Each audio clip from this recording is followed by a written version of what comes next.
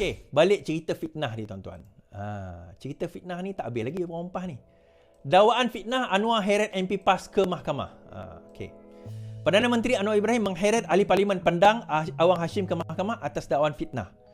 Peguam Anwar Sangkarnai memfailkan saman fitnah tersebut di Mahkamah Tinggi. Saman itu berhubung dua dakwaan yang Anwar memiliki sikap dendam ia lebih teruk daripada Mahathir dan dakwaan berkenaan keabsahan pelantikan Anwar sebagai Perdana Menteri ke-10. Jadi ada dua tuduhan. Menurut salinan penyata tuntutan, Anwar pendakwa defendant membuat kenyataan didakwa bersifat fitnah kepada media di lobi pada 21 Februari. Anwar mendakwa kenyataan dibuat bersifat fitnah kerana membayangkan dia menyalahguna kuasa sebagai Perdana Menteri dan Menteri Keuangan untuk campur tangan dalam penguatkuasaan undang-undang dan pihak pendakwaan pendakwaan demi agenda politik peribadi dan tujuan peribadi yang lain. Dan saya juga bawa mana tadi?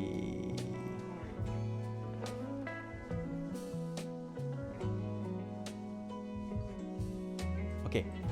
Kenyataan daripada MP Pendang tu, Awang Hashim ni, dia kata seorang ahli parlimen PAS yang sedang berdepan tindakan undang-undang menyindir pengurusi PH Anwar Ibrahim. Beliau menyoal sebagai Anwar Ibrahim tidak boleh terima kritikan, sangat halus jiwanya, cepat goyah. Saya risau nanti rakyat kenal ahli parlimen Tambun sebagai Perdana Menteri Bapa Saman Negara. Okey, saya jawab soalan ni. Tak payah Anwar jawab, biar saya jawab. Tuan-tuan, MP Pendang. Saya bukan cakap tuan-tuan, MP Pendang. Ni I'm addressing you directly sebagai seorang ahli parlimen yang dipilih oleh rakyat yang saya rasa seorang yang bijak. Saya tak payah tengok pendidikan saudara MP ahli parlimen yang berhormat. Saya tahu seorang yang berhormat ni seorang yang bijak. Saya tahu kenyataan yang mengatakan Anwar kalau sempat goyah dan sebagainya itu sebagai satu sindiran bodoh. Kenapa saya kata demikian? Kenapa dia saman? Kritikan tidak boleh disaman. Fitnah boleh disaman. Dia ada beza. Mengkritik itu tidak boleh disaman. Dia fall di bawah title sebagai fair comment. Salah satulah fair comment. Fair comment tak boleh kena saman. Itu dipanggil kritikan. Yang boleh kena saman adalah apa dia? Fitnah. So kalau fall bawah fitnah, kalau dia jatuh di bawah fitnah, maka itu bukan kritikan. Sebab itu kita kena beza perkataan mengkritik dan perkataan memfitnah. Anwar tidak akan dikenali sebagai bapa saman, tetapi PAS akan dikenali sebagai bapa fitnah. Berapa banyak kes PAS minta maaf, PAS kalah saman fitnah, berapa banyak kes tersebut. Dan ini salah satu fitnah. Kenapa fitnah? Apa beza fitnah dengan kritik? Apa beza fitnah dengan kritik? Kalau sebagai ahli parlimen, tak perlu belajar undang-undang, tak perlu ada background undang-undang, tuan-tuan. Kalau sebagai seorang ahli parlimen, tak faham asas mengkritik dan juga memfitnah, maka bagi saya letak jawatan, malu jadi ahli parlimen. Kalau walargon dan walaon, tak faham, itu saya faham. Itu level dia orang tu memang saya faham. Tetapi seorang pemimpin tertinggi di dalam PAS yang memegang jawatan seorang ahli parlimen tidak memahami dikotomi, tidak memahami definisi asas kepada kritik, kepada fair comment berbanding dengan fitnah, maka bagi saya lebih baik anda letak jawatan. Kerana bagi saya malu sebagai seorang pemimpin yang konon memperjuangkan Islam, memperjuangkan Melayu, memperjuangkan kedaulatan dan juga ketatasusilaan di dalam negara, tidak memahami konsep fitnah. Ini jelas bagaimana seorang yang mengatakan diri dia seorang terpelajar. Sepatutnya ahli parlimen ni orang yang tertinggi di dalam masyarakat. Seorang berpelajaran, berpemikiran. Tambah pula dia dalam sebuah parti Islam yang membawa imej Islam. Tetapi bermain-main dengan lidah perkataan fitnah itu seolah-olah dia bermain sedang mengunyah sugi atau sedang mengunyah tembakau. Seolah-olah begitu. Fitnah tu bermain-main, berlari-lari di bibirnya seolah-olah tidak ada rasa apa. Benarlah hadis Rasulullah sallallahu alaihi wasallam, tidak, maka kafirlah seorang yang mencuri. Kafirlah seorang yang mencuri. Betul ke ada hadis yang kafir seorang mencuri itu? Ya, ada. Tapi bukan apa maksudnya dia kafir? Maksudnya kalau dia mencuri dia kafir? Bukan, itu bukan maksud dia. Arti kata dalam keadaan dia seseorang yang beriman Seseorang yang beriman, dia tidak akan mencuri. Kerana ada iman dalam hatinya, kerana itu dia tak akan buat perbuatan itu. Begitu juga dalam memfitnah. Tak akan semudah itu keluar perkataan fitnah daripada mulut dia, kalau dia ada iman dalam hati dia. So kau nak kata apa Is? Terpulanglah kau nak interpret macam mana sekalipun kan. Itulah dia hakikat. So sekarang ini bila dah diheret ke bawah, ke dalam mahkamah, kenapa pula nak tiba-tiba nak kata macam tu? Jawab dekat mahkamah lah, kan senang. Kita ada mahkamah, jawab, bawa dakwaan tersebut. 2 perkara yang didakwa. Dia kata apa di dakwaan tersebut? Anwar tidak ada keabsahan menjadi Perdana Menteri yang ke-10. Bawa dakwaan tersebut. Bawa dakwaan tersebut ke parlimen, ke apa orang kata, ke mahkamah lah. Sama juga saya dengar itu ada geng-geng walargon ni berdebat dengan geng-geng Pakatan Harapan lah. Dia kata, kau tahu tak pasal keabsahan Anwar Ibrahim ni lah. Kau tahu tak, dia kata, Anwar Ibrahim sewaktu yang di-Pertuan Agong panggil dia, menurut artikel 43 perlembagaan. Oh, dia quote artikel 43 perlembagaan. Tuan-tuan tahulah. Kalau dekat TikTok ni tahulah siapa yang cakap itu kan. Anwar pada masa itu tidak ada majoriti. Kau baca tak artikel itu? Bahawa dia tidak ada majoriti. Therefore, Anwar tidak sah menjadi Perdana Menteri. Membawa saya kepada poin saya seterusnya. Berkenaan dengan apa tuan-tuan? Berkenaan dengan Kelantan. Ni saya baca ni artikel daripada Harakah Daily. Harakah Daily ni tuan-tuan, saya bukan ambil daripada New Straits Times ke, saya bukan ambil daripada apa orang kata, daripada apa dia Berita Harian ke, Utusan Malaysia ke, Malaysia Kini ke, tak ada. Saya ambil daripada Harakah Daily. Tuan Ibrahim Tuan Man sewaktu menjadi menteri Menteri Alam Sekitar pada tahun 2020, dilantik pada bulan April. Masa tu saya gelak, saya ingat lagi. Kalau tuan-tuan ingat, ni saya sebelum saya bawa cerita ni lah. Masa dia dilantik sebagai Menteri Alam Sekitar tahun 2020 lah. Masa tu saya buat satu video, saya gelakkan dia. Saya kata, pandai ke dia cakap orang putih? Lepas tu ingat tak DD Chronicles buat satu video kutuk saya? Kan dia balas balik lah. Lepas tu tak lama lepas tu betul apa saya cakap kan?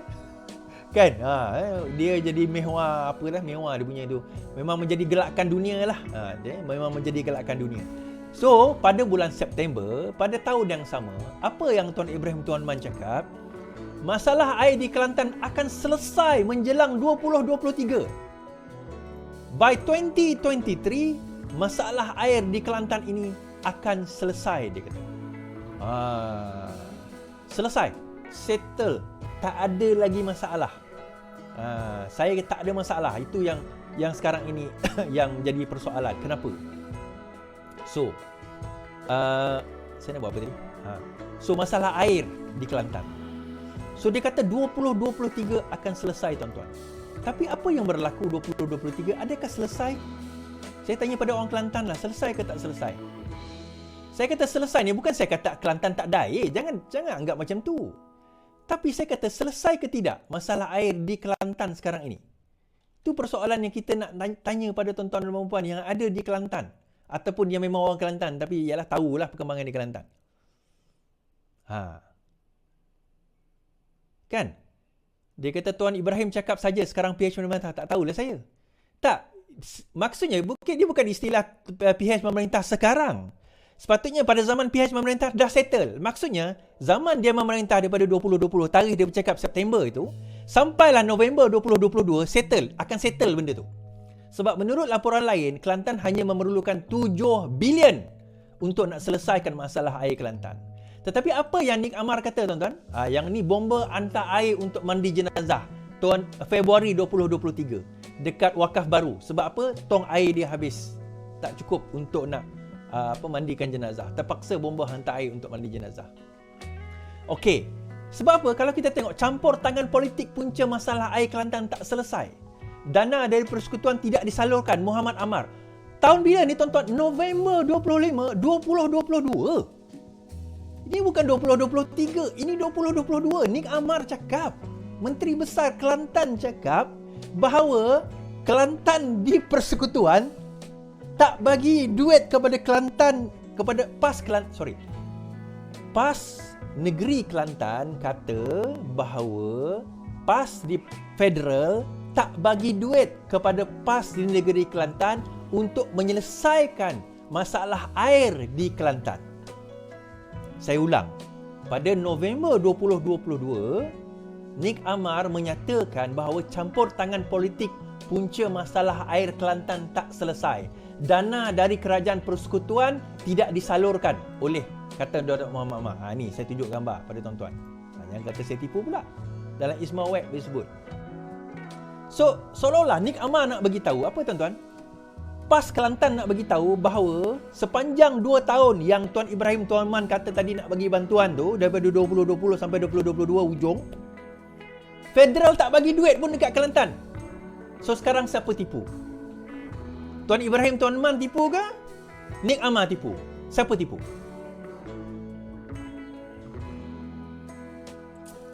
Saya nak tanya tuan-tuan ni. 20 September 2020, Tuan Ibrahim Tuan Man selaku Menteri Alam Sekitar pada waktu itu mengatakan bahawa air Kelantan akan selesai pada tahun 2023. Dalam satu laporan lain, 7 bilion boleh digunakan untuk menyelesaikan air di seluruh Kelantan. 7 bilion. Which is not much lah, boleh je sebenarnya. Sikit-sikit lah, mungkin bukan sekaligus. Dalam tempoh 2 tahun tu mungkin boleh bagi. Tetapi pada November 2022, Nik Amar kata apa? Pusat tak salurkan dana kepada kerajaan negeri menyebabkan air Kelantan tak boleh selesai. 2020 sampai 2022 yang memerintah PAS. Yang Menteri Alam Sekitarnya PAS. Yang kerajaannya PAS. Yang komplain kerajaan negeri PAS, tuan-tuan. Saya nak tanya pada orang-orang Kelantan ni, rasionalnya kat mana? Dan maklumat terkini, tuan-tuan, rupa-rupanya maklumat terkini, rupa-rupanya saluran 1 dan 2 di Kelantan dan 3, majoriti tak sokong PAS dah. Orang yang duduk kat Kelantan, majoriti dah tak sokong PAS. Yang sokong PAS ni saluran 4 ke atas, golongan orang muda, orang luar, yang keluar daripada Kelantan, balik masa hari raya, hari mengundi, lepas tu pergi mengundi, undi PAS. Tu PAS menang. Saya tunjuk, tuan-tuan, saya tunjuk sendiri, boleh pergi ke Facebook saya, tuan-tuan sendiri ni, kenyataan Tuan Ibrahim Tuan Man 2020 dalam Harakah Daily. Air Kelantan akan selesai pada 2023. Tapi IS 2023 Pakatan Harapan yang berkuasa, macam mana nak selesai? Tak, dia kata garis penamatnya 2023, bukan baru nak start. Faham tak? Garis penamat 2023, bukan baru nak start. Maksudnya daripada September dia mengucapkan, Tuan Ibrahim Tuan Man ucap tu, sepatutnya dia buat kerja sepanjang 2 tahun tu untuk selesaikan. Tapi PKP is, tuan-tuan, darurat. Ingat tak darurat? 92.5 bilion. Takkanlah 7 bilion tak boleh bagi. Tempatan banjir pun dapat 4 bilion. Darurat. Darurat kau orang boleh buat sesuka hati. Kan? So, apa buktinya kat situ, tuan-tuan? Sama ada orang PAS ni tak bijak, atau dia tak kisah pun, ataupun mereka nak mengekalkan rakyat Kelantan ini sentiasa bergantung kepada PAS. Sebab itu ada kenapa ada pimpinan pembangkang kata kita tak boleh buang ke orang-orang miskin ni. Kita tak boleh buang. Sebab mereka perlu orang miskin. Bila tak ada orang miskin, tuan-tuan, kemiskinan ini antara lain menyebabkan education merudum. Kemiskinan ini menyebabkan rakyat akan sentiasa meminta-minta kepada pemerintah. Tetapi bila rakyat sudah independen, dia dah kurang miskin. Dia tak kaya sangat, tapi kurang miskin. Apa yang berlaku, tuan-tuan? Dia tak rasa lagi nak bergantung kepada kerajaan. So, dia dah boleh mengkritik kerajaan. Sebelum ini, saya tahu ramai di kalangan kita ni takut. Nak kritik kerajaan itu takut. Kerajaan sebelum ini, kerajaan sekarang ni kita takut. Kerajaan negeri, kerajaan federal kita takut. Tak payah takut, saya kata. Tak apalah, bukan semua orang berani. Kan? Bukan semua orang berani, tak apa. Kritik. Kalau saya tak setuju, saya kritik. Kan? Tapi dalam masa yang sama, dalam masa yang sama kita kata kritikan tu kenalah yang membina. Bukan kritikan yang tiba-tiba cerita pasal bawa telur macam Wee Ka Siong tu. Masuk-masuk bawa telur, masuk-masuk bawa telur. Tapi penyelesaian tak ada. Mat Sabu kata, import telur daripada India itu adalah temporary measures. Kaedah sementara menyelesaikan masalah shortage telur yang kurang di pasaran sewaktu PN memerintah. Bila PN memerintah, Perikatan Nasional Walargon dan juga Walaon memerintah, mereka tak menyelesaikan masalah telur. Bila Pakatan Harapan take over, bila dia tengok terdapat kekosongan, kelompangan, permintaan telur tinggi, supply telur kurang. So, nak menstabilkan harga telur yang mengambil masa 6 bulan, 6 months Jangan ingat telur tu ke hari ni ayam tu datang, esok bertelur. Bertelur tu boleh pakai tak? Dia ada dia punya supply chain dia. So nak menyelesaikan masalah itu 6 bulan. Jadi dalam tempoh 6 bulan tu takkan nak biar rakyat macam tu je. So kena cara macam mana? Kenalah import dahulu. Itu penyelesaian sementara. Tak tahu Wee Ka Siong faham ke tidak? Cakap Melayu dia deras juga. Tapi bila bab itu dia tak faham. Dia nak jadi pembangkang, saya rasa baik dia letak jawatan je lah duduk kat sebelah. Kan senang. Kan? Apa kata MCA, declare keluar daripada Barisan Nasional. End block. Tak jatuh dia, tak jatuh kursi. Kalau MCA declare keluar daripada Barisan Nasional, tak jatuh kursi. Betul? Jadi pembangkang. Senang.